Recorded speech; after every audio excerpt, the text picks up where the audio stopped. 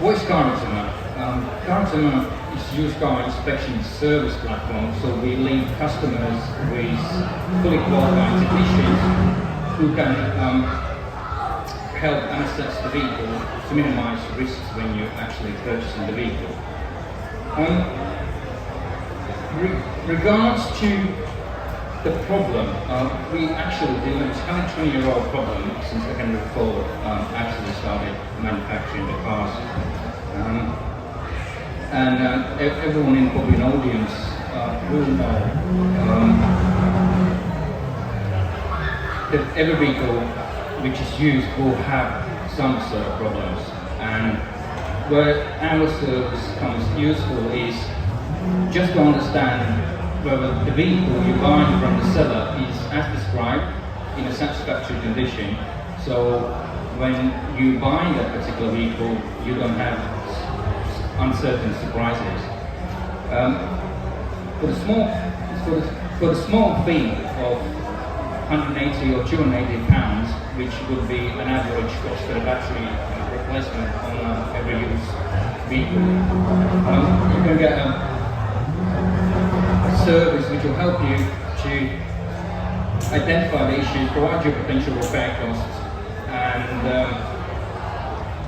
will give you the leverage and the fact about the vehicle, so you can negotiate with the seller, arrange the vehicle to be rectified, or if it's not up to your desired standards, you can simply walk away. Regards to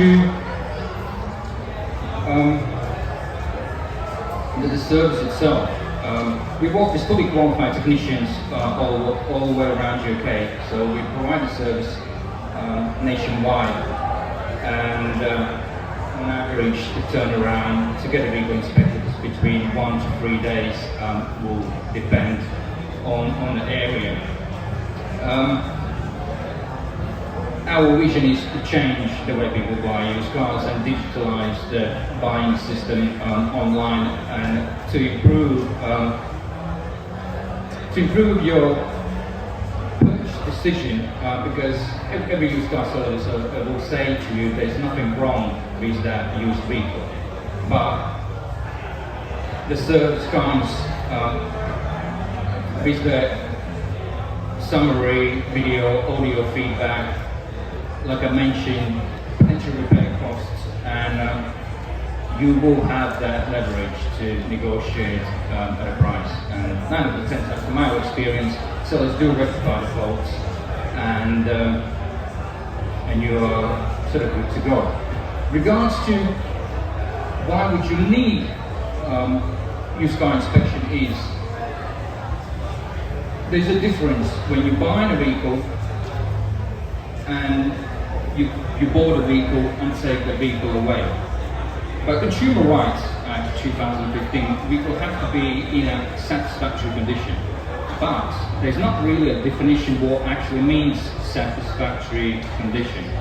So buying a vehicle, classic situation would be you bought a vehicle and you drive away, and then in the next 2, 3, 4 weeks you say, okay, tires a bit cracked, I will change the tires. Then you realize, oh, it needs a bit of service. They haven't done a service at the time of the purchase, so I will change the engine oil. And then you decide that I will change probably timing belt as well, because there wasn't nothing in the history. So you do that, and then you drive along, engine one light comes on, and you're thinking to yourself, damn, I already spent like nearly £800 on this.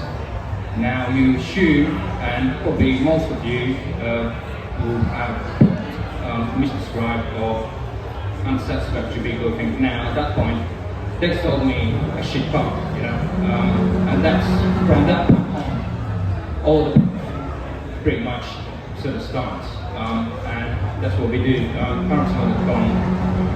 You can choose from pretty simple packages or engineer's report if you want to reject the vehicle. Thank you. I'm open for any questions. Great. Well done. Give a round of applause, everybody. I'd like to invite the dragons to join us back on stage again.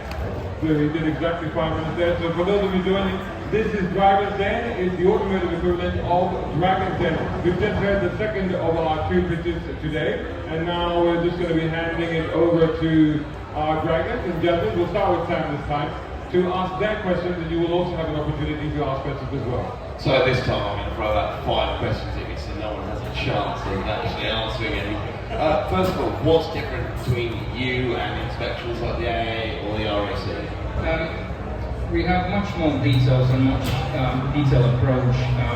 So as I am a fully qualified technician, I actually we have an internal standard.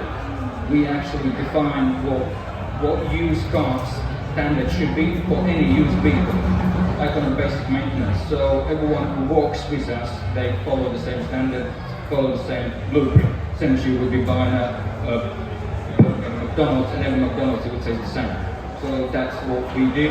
We provide potential repair costs and true vehicles overall condition based on the packages, the way it feels, so you can make a rational decision. So that's why we better than an RSA. The other question I have for you, where has it gone, is what level of guarantee do you give? So say I pay you an amount of money and you go and inspect this vehicle for me. Yeah. If you go out and you tell me that's okay, I'll buy that and you'll say so.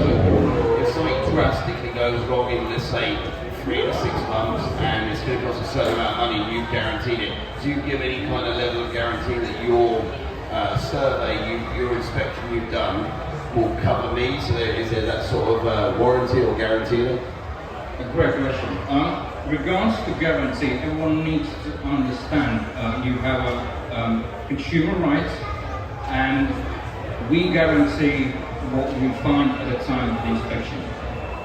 Like bulb in a kitchen, right?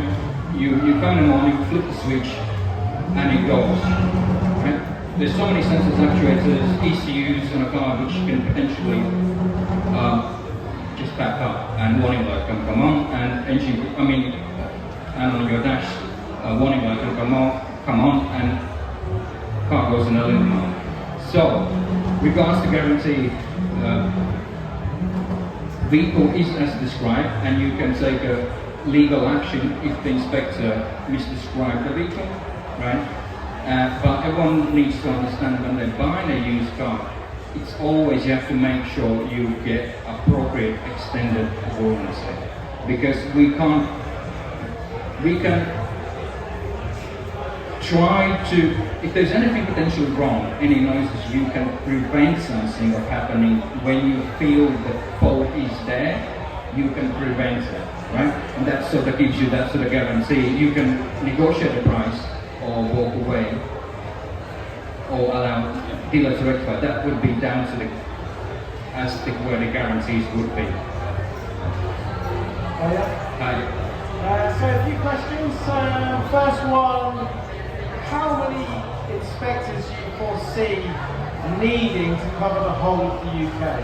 Currently we have 70 inspectors on the books. As inspections a niche service, it would never be like when you have test of sale and everyone will be on it. To cover the UK we need about 10 inspectors daily. And their credentials, how do you kind of employ those? Yeah, I have my own blueprint. I'm fully qualified technician, so I look for their qualifications, IDs, I check their social media, I talk to them I train them on the basic things, what they have to follow, what is our standard internally, and I give them a try, I give them a shot.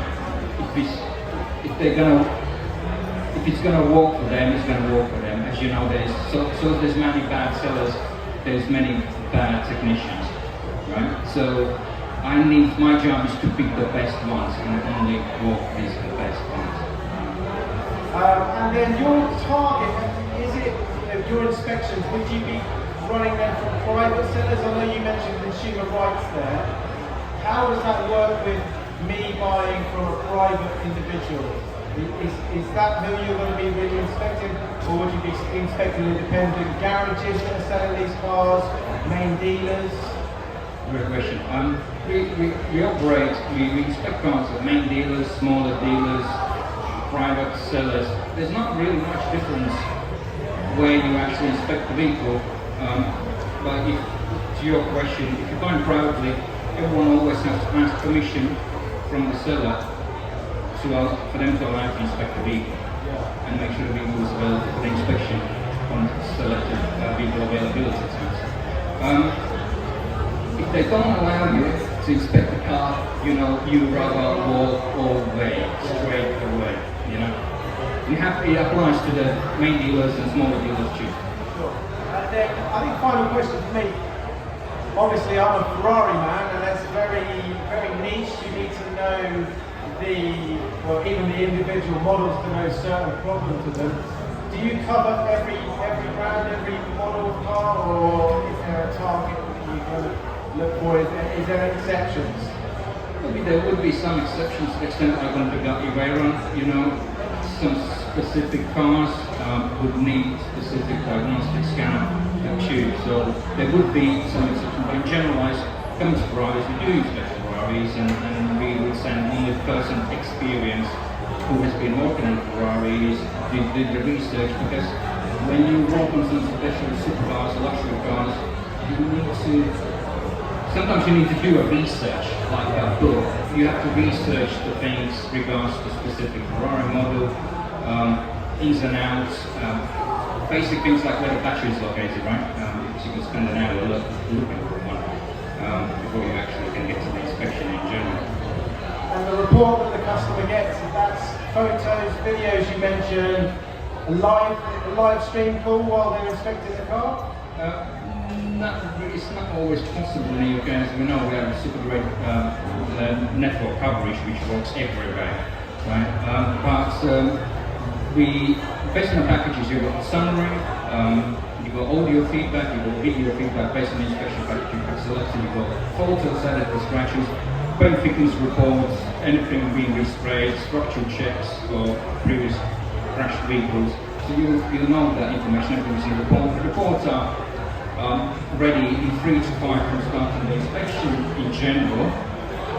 And once you've got the report, you've got PDF reports and you've got shareable links, so you can share that report to the seller. So it creates some transparency, so he doesn't assume, he talks nonsense. The battery is fine, right? But everything's in report, potentially favourable. So it creates the transparency and you can sit down and talk. Awesome, I hope Craig has some questions left. I've been writing them down because they're getting ticked off one by these guys.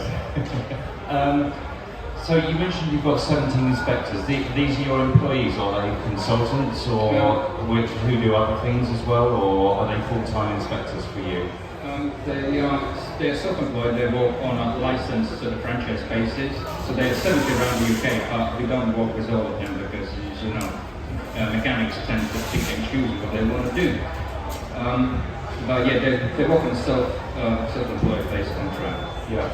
In terms of reasonably new used cars, I mean, the sold through franchise dealerships, they usually have their own inspection services and usually a manufacturer approved inspection schedule.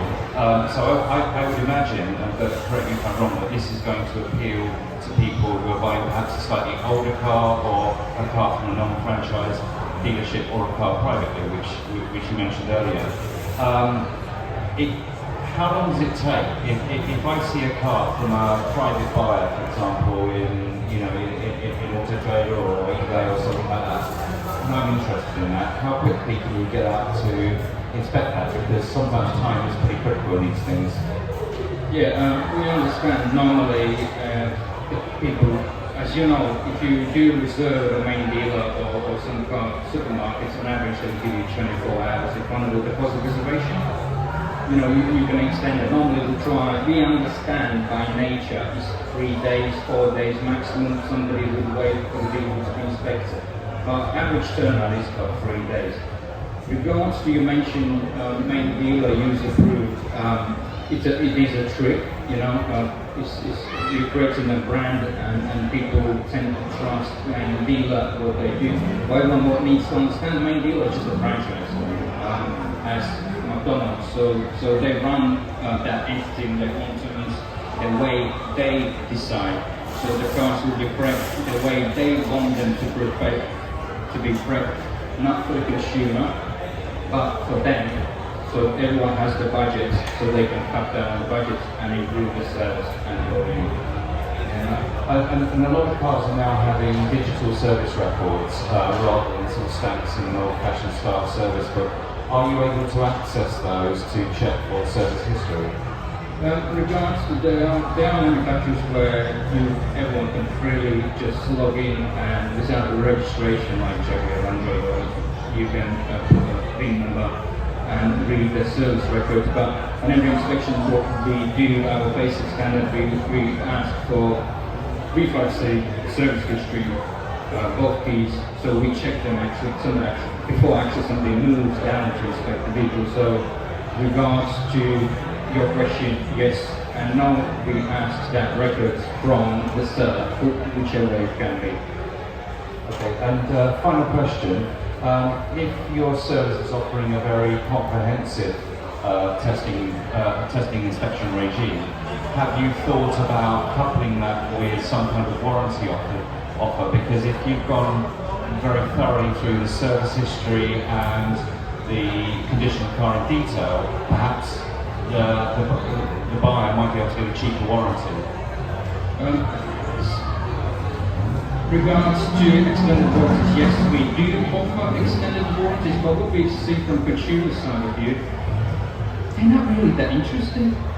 You know, they just live in kind of illusion that car is not going to break down, right? And that's what we tend to see. But we do have extended warranties, but people, I don't know, I've been in this game for a while, and I see they just rely on hope, but hope ain't going to pay the bill when it goes break down. And the dealer will always try to get out of the situation, so not to pay you or not to pay the repair.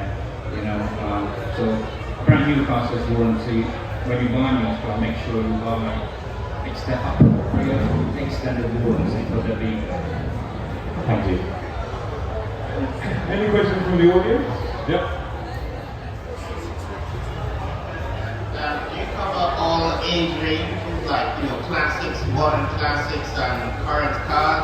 So, for instance, if Scott brought a Dino 246 from 1971, will you be able to cover that or do the inspection for that?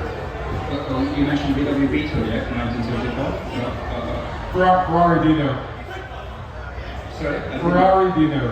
246. Okay. 1971 specifically. Yeah, I mean, like I said, we cover from classic cars to ordinary cars to supercars to luxury cars, from basically any age, any mileage.